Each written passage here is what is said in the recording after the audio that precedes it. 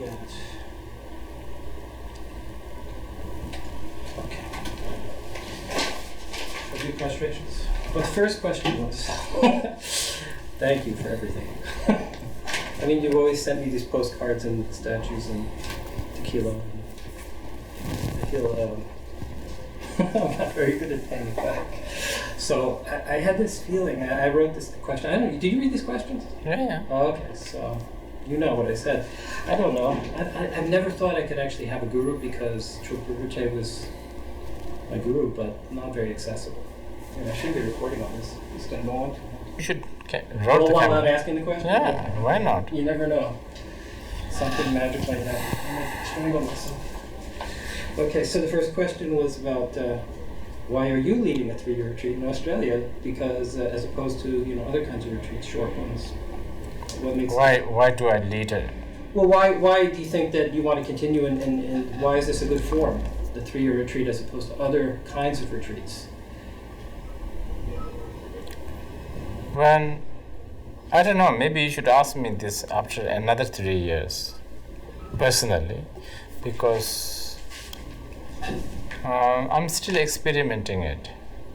But there has been a lot of successful 3 years retreat centers in France, I think in Scotland, and I think in Canada. Of course, any kind of retreat in any kind of length, anywhere, is good. But retreating long time is, I think, a challenge for the modern people, because this modern world is not really. First of all, it's very cruel, it's unfair to people who want to escape from the modern system.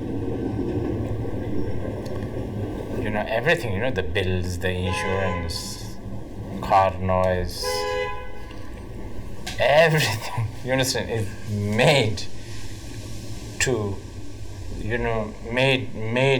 it's made so that you get sucked into this more and more.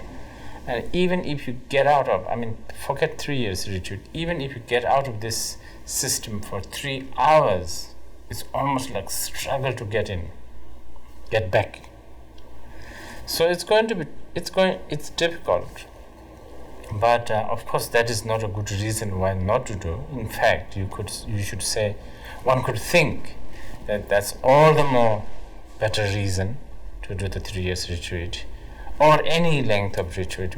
There are, in France, I have seen people who have done 9 years retreat, 12 years retreat, I think. And in Tibet, as we all know, there are people who have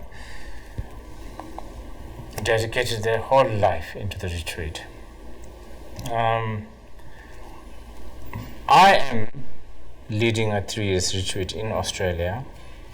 This is Australia is fairly new for this kind of thing. I'm still experimenting it. I have realized that many people are very inspired, very excited about doing retreat, but most of them, they don't know what they are going into, of course. But most of us, we don't know. We never know. Even when we finish this and when we walk out of this room, we think we are going somewhere, but we never really know what we will bump into. And 3 years retreat is even more. You have to think about family, relationship. You have to think about your finance. Of course, this in the West especially is so expensive. And then your career. What after 3 years retreat? What will you do? Because by then the world is already changed. Everything is new. Everything is updated. You're already like a dinosaurs by then, right? So all this needs to be thought over. You're doing it continuous, right? There's no breaks like in game programming? Yes, 3 years retreat that I should say that I did sort of oversee 3 years retreat in France and now in Australia. It's a continuous 3 years retreat. There is no break. And that's better? Better or not is very, very relative. I don't know. Well, broadly speaking, yes. The bigger the commitment, bigger the determination, bigger the sacrifices, of course better.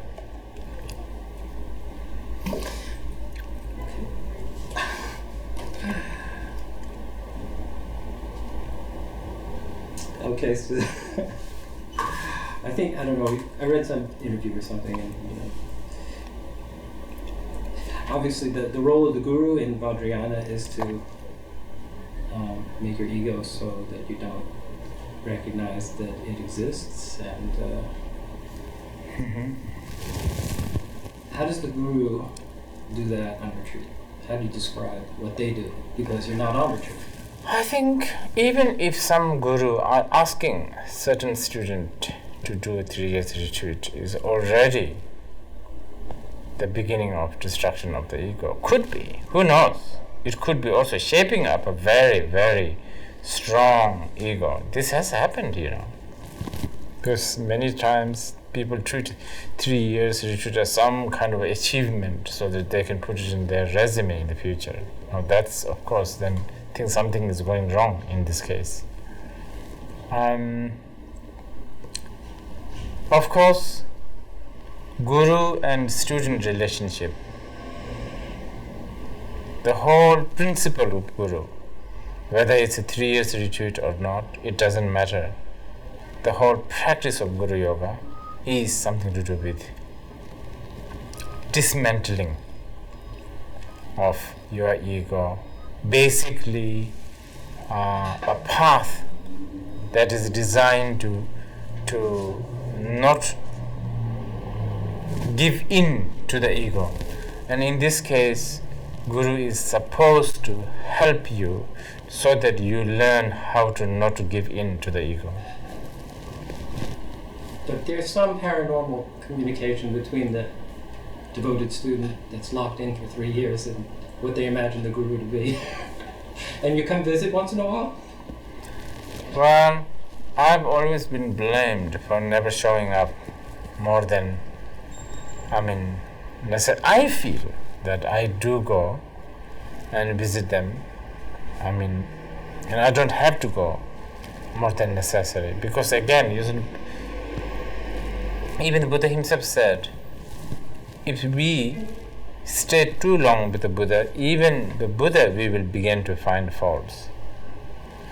And also, 3 years retreat is where people can actually begin to really learn to be independent emotionally, spiritually, and all that. If the guru needs to be portable, sort of something that you can carry everywhere. I'm talking about the physical guru, of course. Then you just become very dependent on just another utensil, basically, and that is not the point.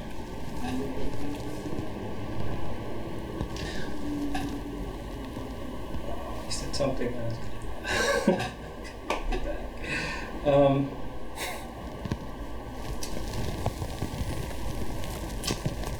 I lost it. Anyway, stick to the program. So, with the women's issue, you said you were a woman in previous life. So why do you choose a man's life? Isn't this a good time for women? In my case? Well, not that you remember. I don't know. In my case, unfortunately, I never chose. It's my karma, my emotion, my condition that has made me like this. But yes, of course, if I do have a choice, I might choose to be born as a woman. I might not. It really doesn't matter so much. It's a trend, it's a trend. And in Buddha Dharma, woman or no woman, it really doesn't matter. The trends has to go. Of course, gender issues, color issues, race issues, they all have to go.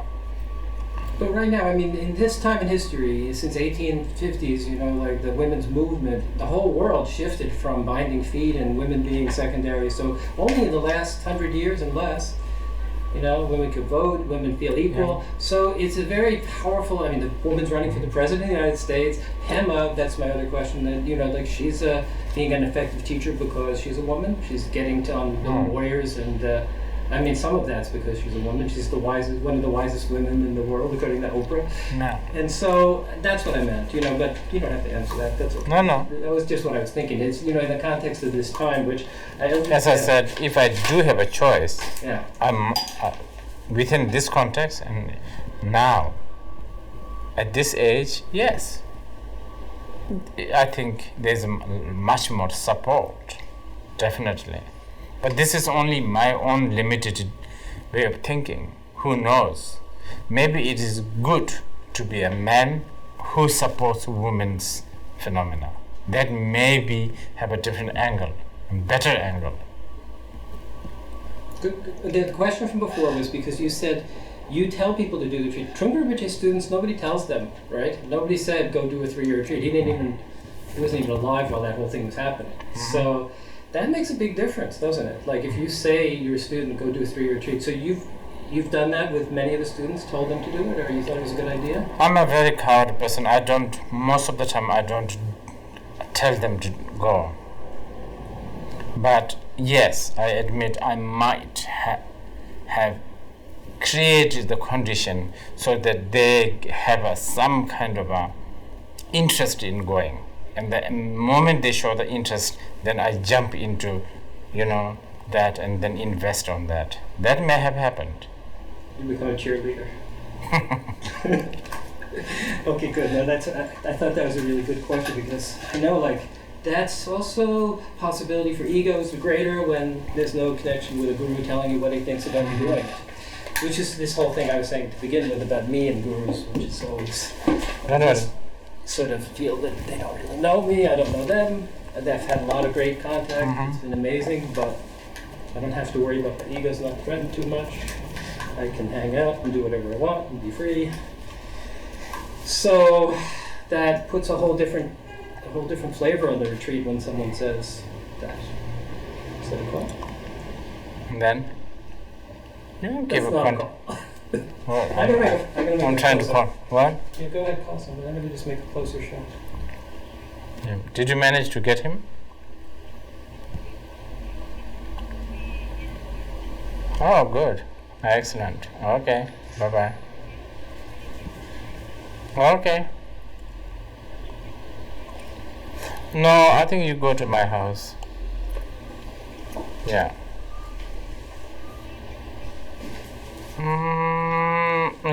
Yeah.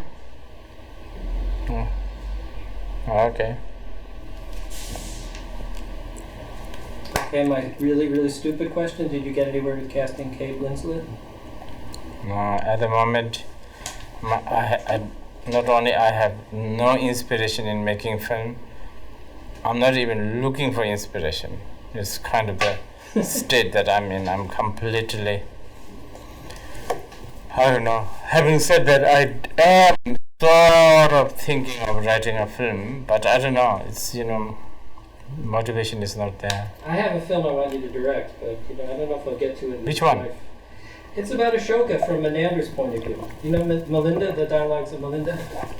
It's in the Tripitaka. You know who I mean? He's a Greek king and he asks questions and yeah. Right? So I thought the Greek king would make the whole thing more interesting for Westerners to get into Ashoka. Yeah. So I've got this whole thing and after I make this film, then I'm gonna try to see, I don't really want to make a lot of films in my life, I'm too old, but I want to sort of rewrite that one. I've got a whole screenplay that I worked on, and I think it's really interesting from the point of view of a Greek king who converts to Buddhism. Then he goes on a pilgrimage, and he finds out about all the great things like Ashoka, and he finds out about Alexander the Great. And I want to sort of make the whole theme is about Western king versus a king that feels that their job is to be democratic. Anyway, that's my thing. And this whole pilgrimage thing, and his wife is trying to kill him. Right. Because his wife's a Macedonian.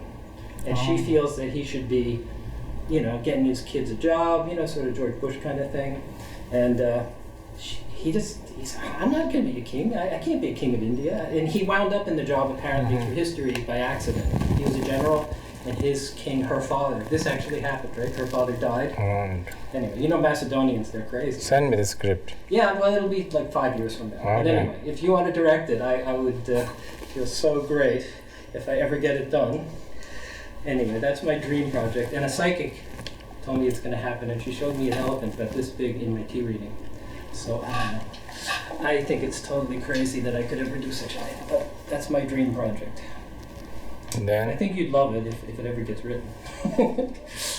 Maybe too close. I don't know. That's nice. Okay, Kate Whitland's treat, remembering the Guru, calling him. Okay, well, I'll just read these things. These are pretty straightforward, crazy.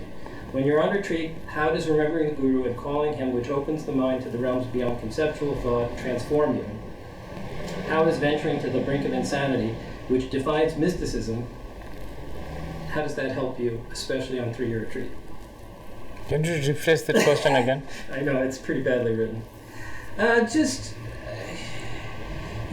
this whole thing that you're extending your mind to some kind of it's like when you do prostrations. I mean, you go, why am I doing this? What am I, crazy? And then you do 3-year retreat, it's even more, because you're locked in a place and you're saying these mantras and doing so many visualizations, like 500 miles an hour. You're obviously not doing them, because I don't know anybody, like how many people, 1% of the world can actually do what they're told to do. So it's pretty insane.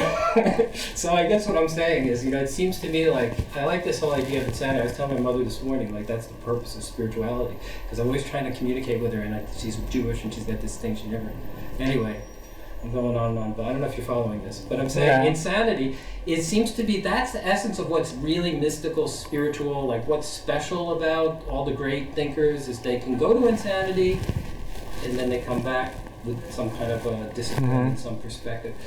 And 3 retreat seems to be like that. That's just kind of my kind of impression, but maybe it's not. First of all, it's like this. If you really want to do 3 years of retreat, I don't think, of course, that sanity has a different definition, depending on what definition you are talking about. The ultimate purpose of doing 3 years retreat is not really to be sane. Who cares about being sane? Are you talking about like being sane and sober so that we can fit into the world and become sort of smiley? Insane. I'm going the other. What I'm saying is that you have to go to the brink of insanity to become enlightened. So that's the process. Yes. The ultimate process of 3-year retreat is to sort of become familiar with insanity and sort of not get bothered. As I said, yes, people will go through challenges, of course, because normal rhythm, the samsaric rhythm has stopped. Of course. We will miss our friends, we will miss our usual coffee shops, we will go through all kinds of challenge. But that is not really the biggest challenge. The biggest challenge is still the pride, the ego. That can still creep inside you, even though you are in the 3 years retreat. Even though, let's say, I believe that there maybe if you put into, it's just that, spiritual achievement is such a invisible thing. So people are not really putting in so much, people are not investing on it. I'm sure there are, even today, who can actually do what Milarepa did. As far as struggle is concerned, because there are people who are climbing, Mount Everest. Because for them, Mount Everest is something very, very special. But they're doing it for fame, glory, money, all of that. Worldly people do worldly people sacrifice a lot for worldly reasons. But they don't have to get rid of their ego. Getting rid of the ego, now that is the challenge here, you see. And just attempting to do that, of course, could drive you insane. But that is probably the quickest way. Susan said that one of the things she really appreciated that she did in Tree Retreat was getting over self-righteousness. And it really got to me when she said that, because I'm so self-righteous. And that seems to be the sort of basis for ego. Right. There's some kind of I'm right. Mm-hmm. And she just said that whole thing. So I thought that might be it's a good quote. I have the film divided into different sections, and I'm thinking the realization part, try to get into sort of the mystical. I don't want to talk about all the things that you can't talk about. So, there's a lot of magic. And this approach of ego, that's great. So I want to keep it simple. But anyway, that seemed to be a really good thing. Like I said, what she said about this self-righteous, because I'm pretty self-righteous. And I'm running really well here. We should be able to get this done. 11 minutes. Right on schedule, sort of. You didn't do the 3 retreat. No. And I don't know. I'm hoping to do it. I wish I can do it. Then? Let's skip this stupid question. I was going to say if you get bored in meditation. Oh, I do. Bored in meditation? Yeah, so much. Worse. Getting worse. And I think it's good. I think we must get bored. And we must learn to love that boredom. That's the whole point, isn't it? But it doesn't feel like boredom then. Once you know how to love the boredom, then it is not a boredom anymore. But then that needs to be shrugged off too. There's something, Ningyo Rinpoche said you're supposed to say pet, right? When you feel... That's just one of the many other tools. Yeah, but I like that one. And then? Okay. Gyampo Abbey. I don't know if you have any impression of it. You've been there, right? No. Never? No, never. Oh, okay. Well, anyway, here's my question. It's experimental in a lot of ways. It's co-ed, it's small, it's remote, it's Shambhalian. And it's mostly a few older ordained women and lots of young temporary college kids right now. So my guess is the question is about Western monasteries and just where you think that's headed or what you think about Western monasteries. There's another one. Somebody's opened a nunnery, one of the 3-year retreatants who did the retreat at the Abbey. I think monastic situation in the West is such a blessing. I think that's so important. Because Nagarjuna said, discipline is like a fertile ground. Discipline is where you will plant you will plant all the other qualities. So, yes. And I think Westerners will do good, because I think in the West there is quite a good ground of discipline, ethic and morality anyway. You're not planning on opening a monastery in the West? You don't have a plan for... Me? No, not me. You don't see your students as becoming monastics. You've got monastics. If anybody wants to become a monk, I do encourage them, but I don't go,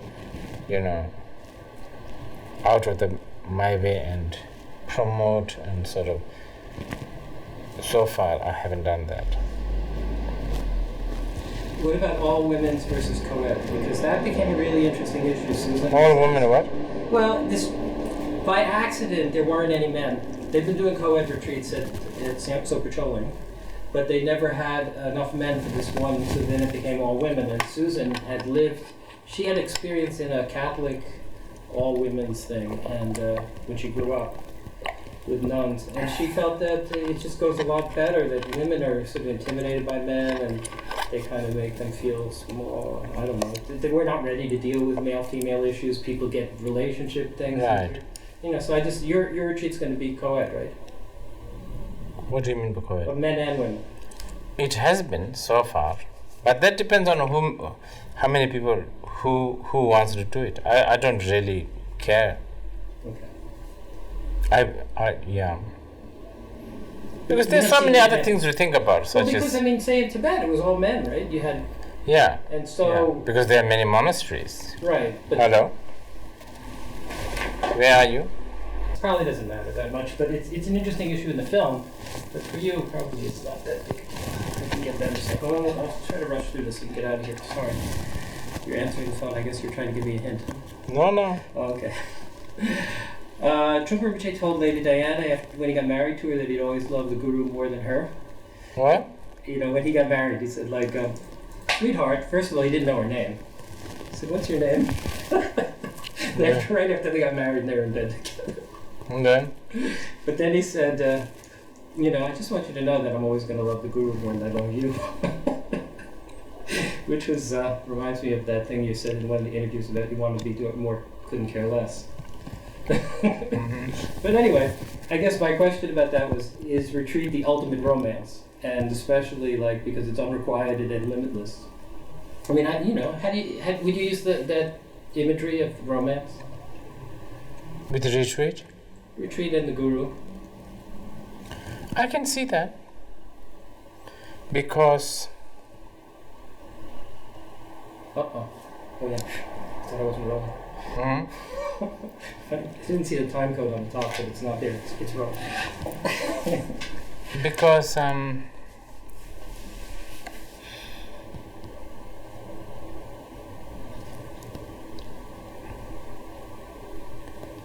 I guess I don't know what romance means, but I think something to touch your heart.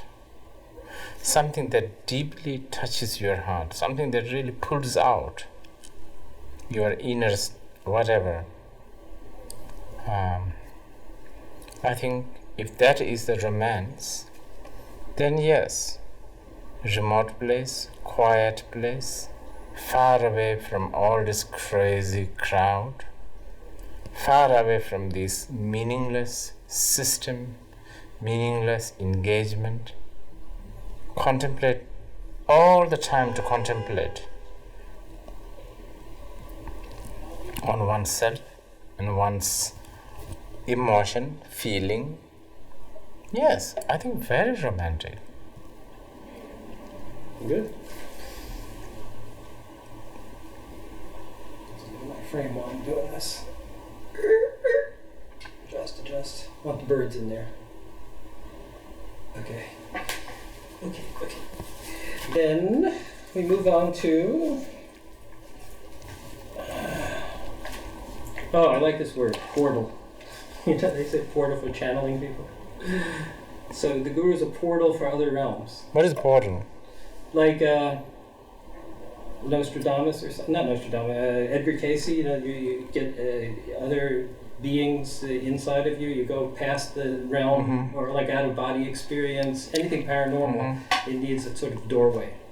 So portal is just like a door. And so because you're in a protected space, you can go past the sort of ordinary perception to beyond your fears to, I guess, so my question was, just is the Guru relationship, is devotion, you know, some kind of a paranormal relationship where you're transported to a place beyond ordinary perception, which is obviously yes. Many guru and student relationship can begin emotionally, the normal relationship. It can, because otherwise we don't have language. We don't know otherwise. You understand?